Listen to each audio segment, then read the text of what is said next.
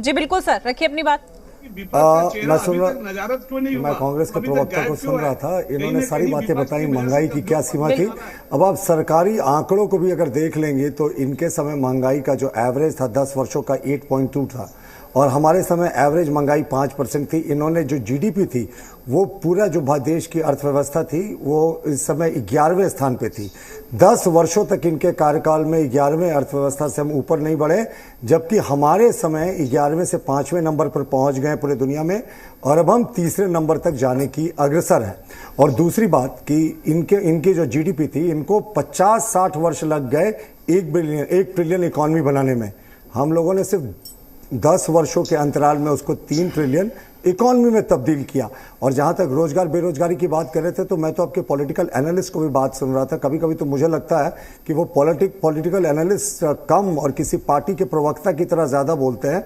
जिस तरह की वो बातें कह रहे थे कि रोजगार कहाँ है, साहब आपको तो एक सामान्य ज्ञान रखना चाहिए कि मुद्रा लोन से हम लोगों ने 43 करोड़ रोजगार उपलब्ध कराए, 43 करोड़ अकाउंट्स। प्रधानमंत्री जी की सोच थी कि युवा ना सिर्फ रोजगार। अब आप बीच में ना बोले, बीच में नहीं बोलिए, पॉलिटिकल एनालिस्ट हैं, थोड़ी गरिमा रखिए।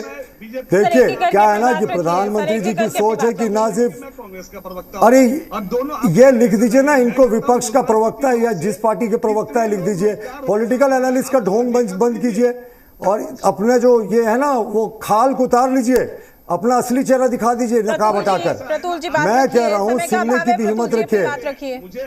मैं बस खत्म कर रहा हूं। मैंने कहा कि प्रधानमंत्री जी की सोच थी कि हम रोजगार देने वाले बनेंगे, रोजगार सिर्फ लेने वाले नहीं बनेंगे। ये क्यों इतनी बेशर्मी से लगातार बोले जा रहे हैं? इनको शांत होने कहिए।